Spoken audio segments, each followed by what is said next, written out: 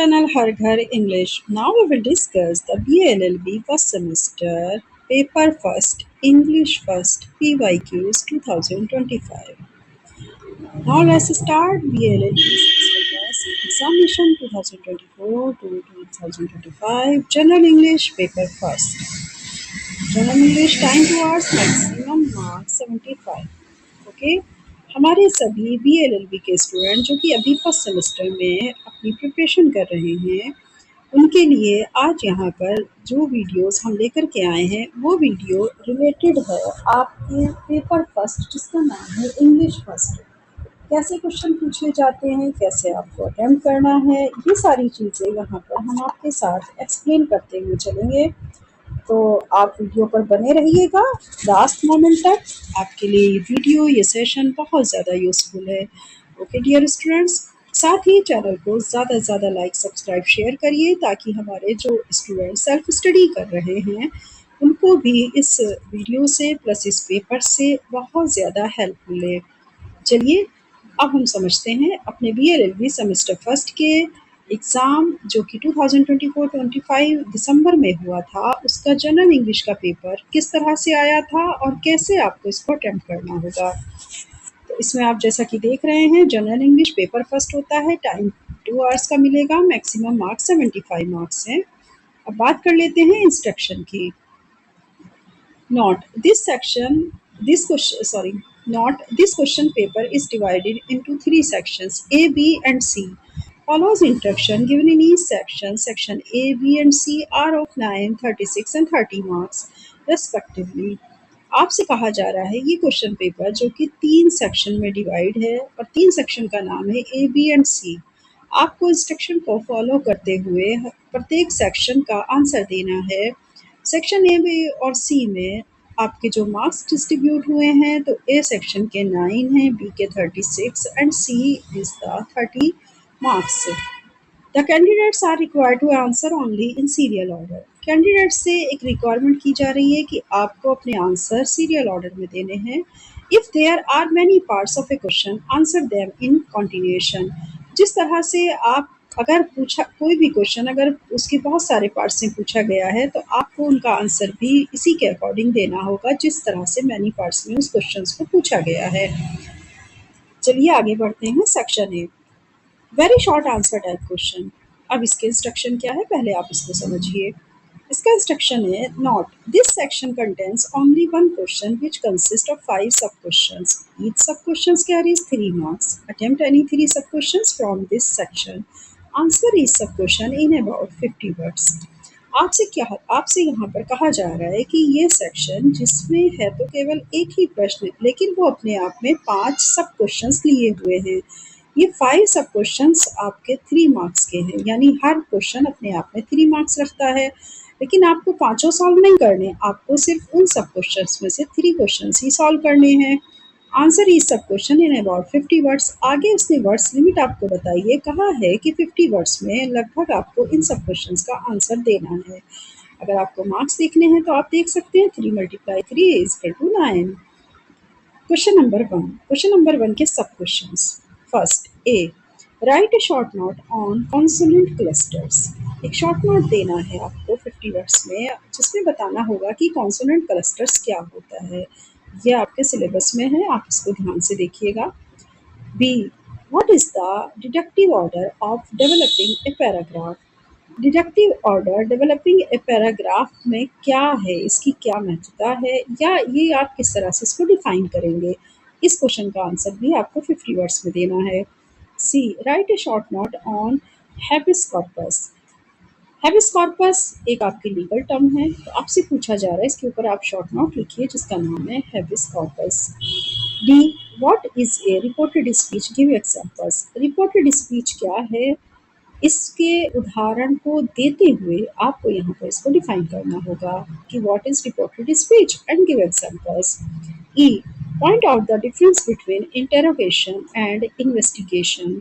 आपको point out करते हुए डिफ्रेंसिएशन देना है बिटवीन इंटेरोगेशन एंड इन्वेस्टिगेशन के बीच में। तो आपको ये समझ में आ गए होंगे आपके 5 क्वेश्चन। जैसा मैंने आपको बताया इसमें से 3 क्वेश्चन आप अटेम्प्ट करिएगा, वो आपकी चॉइस रहेगी कि आपको कौन से क्वेश्चन ईजी लगते हैं या वहाँ पर आपके किस क्वेश्चन का आंसर आपको लर्न होता है। तो आप उसी के अकॉर्डिंग अपनी कॉपी पर नोट डाउन करिएगा। Okay dear students, next section B की बात कर लेते हैं। सेक्शन बी में आ जाएगा शॉर्ट आंसर टाइप क्वेश्चन। इसके पहले जब हमने बात की सेक्शन ए की तो very short answer type questions थे, और सेक्शन बी मतलब शॉर्ट आंसर टाइप क्वेश्चंस हैं। अब इसके इंस्ट्रक्शन को पहले पढ़ लेते हैं। Note, this section contains only one question which consist of 7 सब क्वेश्चंस। आपसे बोला जा रहा है कि इस सेक्शन के अंदर भी केवल एक ही क्वेश्चन है, लेकिन उसके सब क्वेश्चन 7 हैं। Each sub question carries 9 marks. प्रत्येक सब क्वेश्चन का 9 मार्क्स है, या प्रत्येक सब क्वेश्चन 9 मार्क्स रखता है। अटेम्प्ट एनी 4 सब क्वेश्चन फ्रॉम दिस सेक्शन। अब आपको 7 क्वेश्चन सब नहीं अटेम्प्ट करने हैं, बल्कि ओनली 4 सब क्वेश्चन आप अटेम्प्ट करेंगे, जो आपकी चॉइस होगी, according to your choice. Okay, answer is sub question in about 225 words. आपको प्रत्येक सब क्वेश्चन को 225 वर्ड्स में लिखना है। अंडरस्टूड? इस तरह से आप इसको समझिएगा। और आप ये भी देख लीजिए कि इसमें अगर आप मार्क्स की बात करते हैं तो 9 × 4 = 36। जैसा कि हमने अभी इंस्ट्रक्शन में पढ़ा, तो प्रत्येक क्वेश्चन कितने मार्क्स का है, 9 का 4 करने हैं, तो 9 4 जा 36 मार्क्स आपके बी सेक्शन से आ जाएंगे, अगर आप इसको बहुत अच्छे से अटेम्प्ट करते हैं। अब क्वेश्चन नंबर 2 का ए पार्ट देख लेते हैं। What are formal and informal letters, give a reason answer. कि आप बचपन से पढ़ते आ रहे होंगे कि फॉर्मल और इनफॉर्मल लेटर्स क्या होते हैं। इसका आपको आंसर भी देना है। जब आप इसका आंसर देंगे तो इसका रीज़न भी देना है कि ऐसा क्यों है, कि फॉर्मल और इनफॉर्मल लेटर्स डिफ्रेंसिएशन क्या है, और इसका आंसर देते हुए, इसका रीज़न देते हुए आपको आंसर लिखना है। Question number B, write a detailed note on speech mechanism and syllabus. Syllabus और स्पीच मैकेनिज्म को अच्छे से डिटेल नोट तैयार करके आपको नोट डाउन करना है। मतलब आपको स्पीच मैकेनिज्म आपका एक टॉपिक का नाम है, जो कि आपके सिलेबस में है, और सिलेबस भी एक टॉपिक का नाम है। ये दोनों ही चीज़ें आपके ग्रामर से रिलेटेड हैं। इंग्लिश ग्रामर में स्पीच मैकेनिज्म एंड सिलेबस की बहुत ज़्यादा बात की गई है, तो आपको ये बताना है कि स्पीच मैकेनिज्म एंड सिलेबस क्या है, और इसके ऊपर डिटेल में आपको लिखना है। C, define and explain time and tense in detail. आपको व्याख्या करनी है पूरी तरीके से डिटेल में टाइम और टेंस की। आप ग्रामर में शुरू से पढ़ते आ रहे हैं टेंस को, 3 types of tenses. First of all present tense, second is the past tense, and third is the future tense. तो यही आपको यहाँ पर डिटेल देना है कि आपका जो प्रेजेंट टेंस है वो टाइम के अकॉर्डिंग कहाँ पर बेस करता है, और टाइम के अकॉर्डिंग जो पास्ट टेंस है वो कहाँ पर लाई करता है, एंड फ्यूचर टेंस कहाँ पर लाई करता है। इसको आपको बहुत अच्छे से डिफाइन करना और एक्सप्लेन करना है। लेकिन अगर आप इस क्वेश्चन को नहीं करना चाहते, या ये क्वेश्चन आपको कंफ्यूज कर रहा है, तो फिर अब आप लिटरेचर के क्वेश्चन देखने को मिलेंगे आपको डी में। डी है, what is the moral of the story of blind dog. The blind dog की स्टोरी को आप कैसे मानते हैं कि क्या ये एक मॉरल स्टोरी है। तो क्या moral of the story the blind dog का क्या है, यानी द ब्लाइंड डॉग का मॉरल ऑफ द स्टोरी का मतलब है कि उसका जो लास्ट में जो भाव है हमारे स्टोरी का, द ब्लाइंड डॉग का, और उसका जो है मतलब जिसे कहते हैं ना, कि बताइए इस कहानी से हमें क्या सीख मिल रही है, या ये कहानी हमारी मॉरल ऑफ द स्टोरी इस कहानी का क्या है, या वो हमें मतलब लास्ट में कहा जाता है कि कंक्लूजन, जिसको हम कह सकते हैं कि अंत में हम कंक्लूजन पे जब पहुंचते हैं तो हमें द ब्लाइंड डॉग का मोरल ऑफ द स्टोरी क्या देखने को मिला। तो यही चीज़ आपको यहाँ पर नोट डाउन करनी है। आप द ब्लाइंड डॉग को लेकर के आप बहुत अच्छे से इसको स्टडी करके जाइएगा, इससे क्वेश्चन ज़रूर पूछा जाता है। और एक चीज़ और मैं बता दूं कि ये हमारी जो वीडियोज़ हैं, आप प्लेलिस्ट में जाइए, BLLB फर्स्ट सेमेस्टर प्लेलिस्ट के नाम से है। अगर आप उसको ओपन करेंगे तो आप देखेंगे आपके बहुत ही मोस्ट इम्पोर्टेंट क्वेश्चंस की वीडियोस वहाँ पर अपलोड हुई हैं, ताकि आप अपनी स्टडी को अच्छे से कर सकें और उससे अपनी तैयारी को प्रिपेयर कर सकें। ओके, तो आप अपने एग्ज़ाम के लिए उस चैनल को ज़रूर देखिए जिसका नाम है हर घर इंग्लिश, क्योंकि उसमें आप ही के कंटेंट से रिलेटेड वीडियोस अपलोड की जाती हैं। आप प्ले लिस्ट के अकॉर्डिंग सर्च करेंगे, आपको बहुत ईजिली मिल जाएगा। ओके, चलिए। E, write the theme of R K Narayan short story अटेला। आपको थीम बतानी है are K Narayan short story जिसका नाम है अटीला। तो अटीला की थीम आपको यहाँ पर लिखनी है। एफ में आपके आ जाते हैं explain following legal terms in detail. आपको लीगल टर्म्स को डिटेल में एक्सप्लेन करना है। वो कौन कौन सी लीगल टर्म्स हैं ये हम देख लेते हैं। तो अब आपकी मर्जी है, एफ तक आपके पास क्वेश्चन है, ठीक है। आपको देखना है कि एफ तक जब हमारे पास क्वेश्चन हैं तो अब आपको इन 7 क्वेश्चन में से कौन से 4 क्वेश्चन अटेम्प्ट करने हैं। आप इसको अच्छे से अगर नोट डाउन करते हैं, बहुत ही केयरफुली अगर आप इसको अटेम्प्ट करेंगे इस सेक्शन को, तो आपके बहुत अच्छे मार्क्स आने वाले हैं। First of all है docket number, second is the emancipation, third is the mandamus, fourth knee exit, re-statute। ये सभी आपके लीगल टर्म्स हैं, इनको आप बहुत अच्छे से डिटेल में पढ़ के जाइएगा। ये एक नए तरह का क्वेश्चन आया था लास्ट ईयर, इसके पहले बी सेक्शन में इस तरह का क्वेश्चन ना पूछ करके ए में पूछ लिया जाता था, लेकिन लास्ट ईयर क्या हुआ कि प्रीवियस ईयर इन्होंने बी सेक्शन में इस तरह से क्वेश्चन को पूछा है कि लीगल टर्म्स को डिफाइन करिए। जी में आ जाएगा what are the characteristic of good notes. एक गुड नोट्स बनाने की विशेषताएं क्या हैं। तो ये सारी चीज़ें आपको देखनी है कि एक गुड नोट जब बनाया जाता है तो उसकी क्या विशेषताएं होती हैं, किस तरह से उसको लिखा जाना चाहिए और उसमें कौन कौन सी चीज़ें हमें मेंशन करनी चाहिए। यही आपसे जी क्वेश्चन में पूछा गया है। ये था बी सेक्शन कंप्लीट। इसमें से आप 4 क्वेश्चन कर लेंगे तो आपको बहुत अच्छे मार्क्स आने का और बहुत अच्छा स्कोर अचीव करने का मौका आपके पास है। ओके, सेक्शन सी अब हम देख लेते हैं। Now see the section C long answer type question. पहले हम इंस्ट्रक्शन पढ़ेंगे।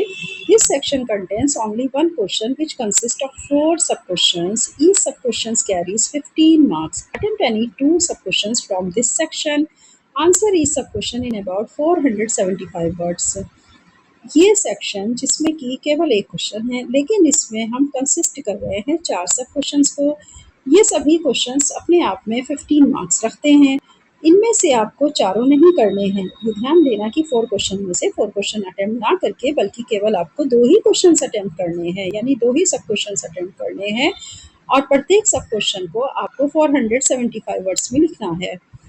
यहाँ पर बात आती है कि आपके देखिए नीचे मार्क्स है 15 मल्टीप्लाई 2 इक्वल टू 30, मतलब 2 ही तो आपको करने हैं ना क्वेश्चन। तो आपका एक क्वेश्चन कितने मार्क्स का हुआ, 15 का 15 टू 30 मार्क्स। और वर्ड लिमिट दी गई है 475 वर्ड्स में आपको इनको लिखना है। चलिए देख लेते हैं थर्ड का A, write in detail the theme of Agatha Christie witness for the prosecution.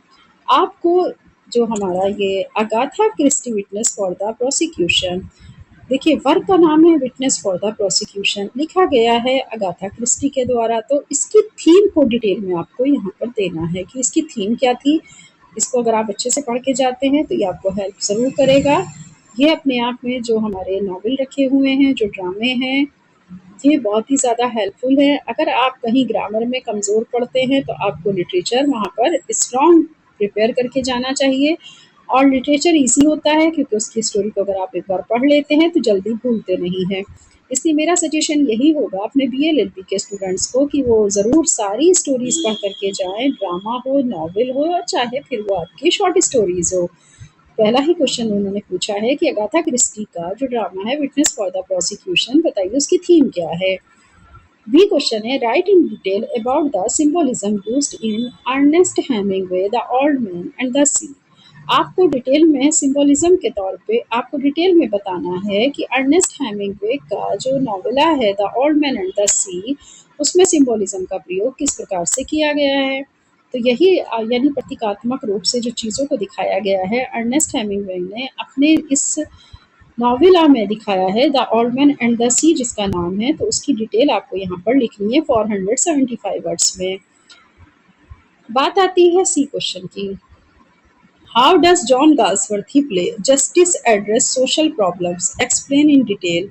How does John Galsworthy play, John Galsworthy play, आप देख रहे हैं कि जॉन गाल्सवर्थी का जो प्ले है जिसका नाम है जस्टिस, वो कैसे सोशल प्रॉब्लम को एड्रेस कर रहा है, संबोधित कर रहा है। तो किस तरह से जॉन गाल्सवर्थी ने अपने प्ले जस्टिस के थ्रू सोशल प्रॉब्लम को एड्रेस किया, एक्सप्लेन इन डिटेल, आपको इसकी व्याख्या डिटेल में देनी है। ये क्वेश्चन अपने आप में देख रहे हैं किस तरह से उन्होंने घुमा करके पूछा है। क्वेश्चन चाहे जितना घुमा करके पूछा जाए, अगर आपके समरी याद है और अगर आपने क्रिटिकल एनालिसिस भी पढ़ा हुआ है तो भी आप बहुत अच्छे से ऐसे क्वेश्चन के आंसर को दे सकते हैं। आपको कोई, मुझे नहीं लगता कि आपको कोई प्रॉब्लम होगी।